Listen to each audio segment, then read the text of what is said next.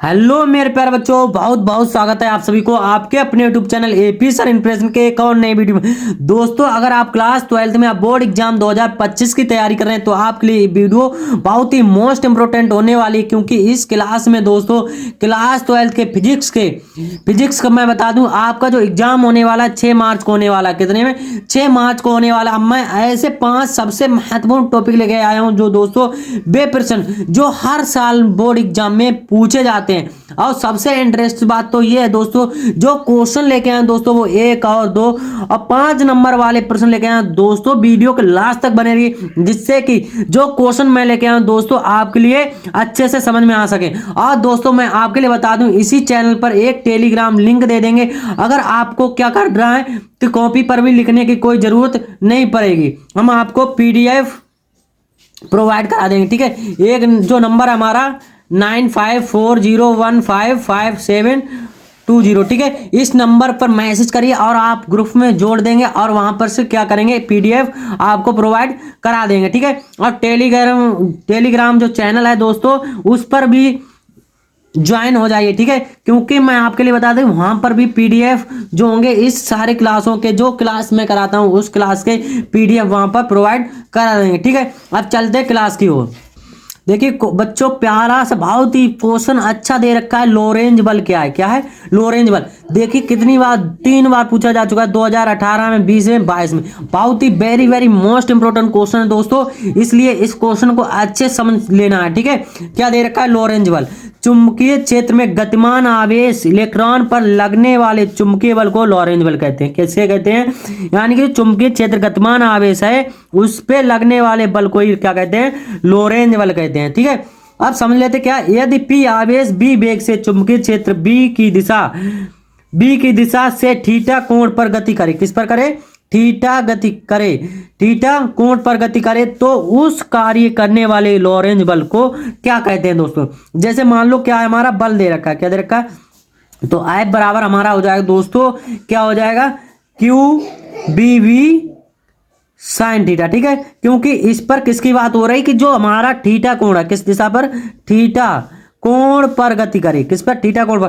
तो हमारा जो फार्मूला लिखकर के आया दोस्तों, F = QBV साइन थीटा। आपके लिए बता दें ये क्वेश्चन आपके लिए बोर्ड एग्जाम में 1 या 2 नंबर में पूछा जा सकता है। ठीक है, very very most important question है दोस्तों, इसको अच्छे से याद कर लेना है। ठीक है, कुछ नहीं लिखना है, सिर्फ इतना ही लिखना है। आपके लिए जो फार्मूला हो जाएगा F = QBV साइन थीटा। ठीक है, अब नेक्स्ट क्वेश्चन दे रखे हैं, नेक्स्ट क्वेश्चन देख लेते हैं क्या दे रखा है, एम्पियर का परपथीय नियम। बहुत ही very very most important question है दोस्तों। देखिए कितनी बार बोर्ड एग्जाम में पूछा जा चुका है, 14 में, 15 में, 17 में, 18 में, 24। हाँ, ये बता दें कि जो 24 में, ये इससे देखकर कंफ्यूज मत होना है, क्योंकि एग्जामिनर वो जो होता है दोस्तों 2-3 सेट बनते हैं, किसी भी सेट में ये क्वेश्चन पूछ सकता है आपसे। देख लेते तो क्या होगा कि किसी बंद वक्र के परिपथ चुंबकीय क्षेत्र की तीव्रता का रेखा समाकलन लाइन इंटीग्रल, यानी कि उस बंद वक्र द्वारा गृह क्षेत्रफल में से गुजरने वाले कुल वैद्युत धारा μ0 गुना होता है। कितना होता है? μ0 गुना होता है। जैसे मान लो क्या है, किसी बंद वक्र में चुंबकीय क्षेत्र क्या है, समाकलन के, किसके दोस्तों? समाकलन, जो समाकलन बंद पृष्ठ दे रखा है, तो बंद पृष्ठ क्या हो जाएगा दोस्तों, हमारा हो जाएगा समाकलन B इंटू जो DL, क्या होगा, DL चुंबकीय क्षेत्र के, क्या का चुंबकीय क्षेत्र की तीव्रता रेखा के समाकलन उस बंद पृष्ठ से गृह क्षेत्रफल से गुजरने वाले वैद्युत धारा का, यानी कि जो वैद्युत धारा हमारी क्या होती है, I, तो = हो जाएगा हमारा μ0 इंटू I, क्योंकि जो हमारा हो जाएगा दोस्तों μ0 I, यानी वैद्युत धारा μ0 का गुना होता है। किसका होता है? μ0 का गुना होता है। ठीक है, तो हमारा क्या निकल के आ जाए, समाकलन B इंटू DL = हो जाएगा हमारा μ0 I। ठीक है, जहां पर हमारा दोस्तों जो μ0 क्या हो जाएगा, μ0 हमारा हो जाएगा निर्वात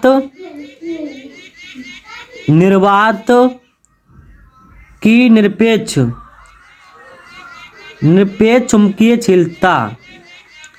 चुंबकीयशीलता। ठीक है, ये हो जाएगा। अब I हमारा क्या होता है दोस्तों, धारा होता है। क्या होता है? I हमारी हो जाएगी धारा। ठीक है, क्वेश्चन नंबर 2 कंप्लीट होता है दोस्तों। आप देख लेते हैं नेक्स्ट क्वेश्चन। देखिए नेक्स्ट क्वेश्चन क्या दे रखा है, 2 सीधे समांतर अनंत लंबाई के धारावाही चालकों के प्रति एकांक लंबाई पर लगने वाला बल का व्यंजक लिखिए। यानी मान लो दो सीधे समांतर तार हैं, क्या है, दो सीधे,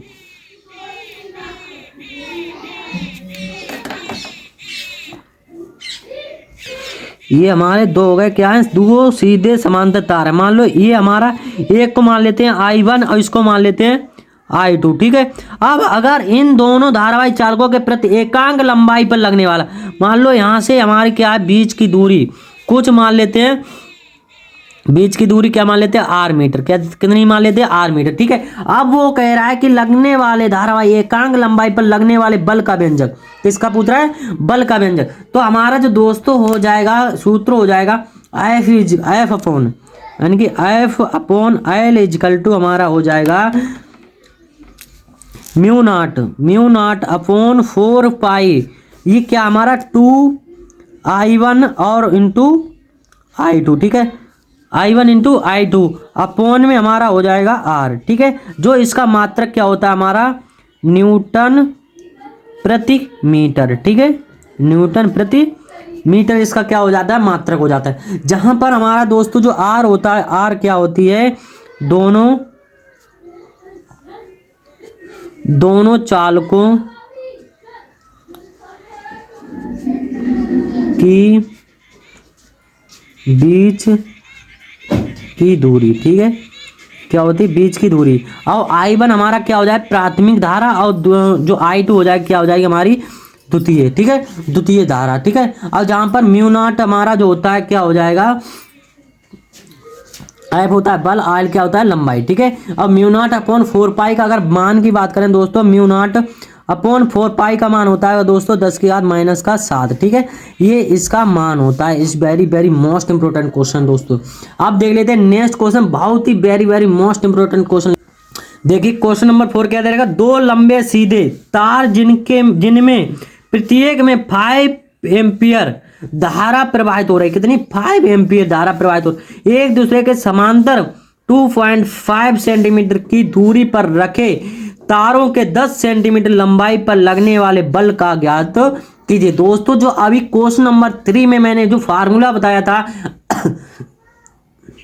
वो ही फार्मूला यहां पर लगने वाला है। जैसे मान लो दोस्तों क्या है, हमारे दो समांतर तार हैं, क्या है, दो समांतर तार, एक ये हो गया, एक ये, ठीक है। तो हमारा जो धारा ये क्या है, I है, और ये भी क्या है, I1, ये I2, ठीक है। तो हमारा जो यहाँ पर हो जाए क्या हो जाएगा, मान लो 5 एम्पियर ये दे रखा है, और यहाँ पर भी कितना है, 5 एम्पियर, और इनकी बीच की दूरी क्या दे रखी है दोस्तों, बीच की दूरी ये कितनी दे रखी है, जो हमारी हो जाएगी समांतर तार की सेंटीमीटर दूरी, जो दूरी R बराबर इन्होंने दे रखी 2.5, ठीक है, कितनी दे रखी है, 2.5।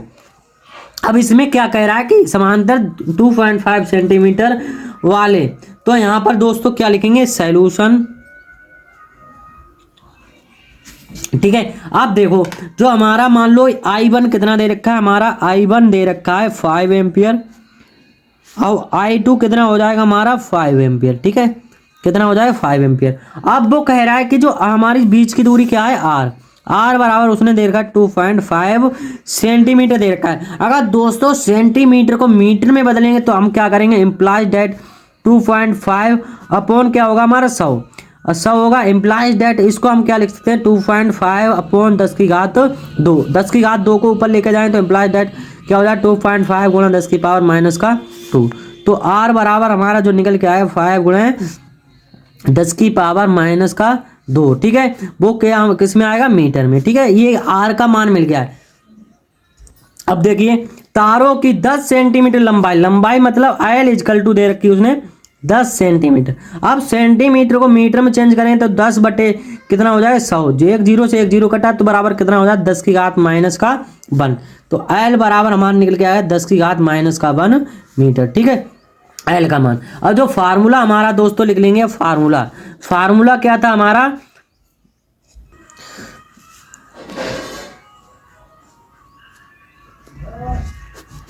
Formula F upon L is equal to हमारा हो जाएगा म्यू नॉट अपॉन 4 पाई, यहाँ पर 2I1 इंटू I2 अपॉन में क्या होगा R, क्या होगा R, और जो इसका मात्रक क्या होता है न्यूटन प्रति मीटर, ठीक है, न्यूटन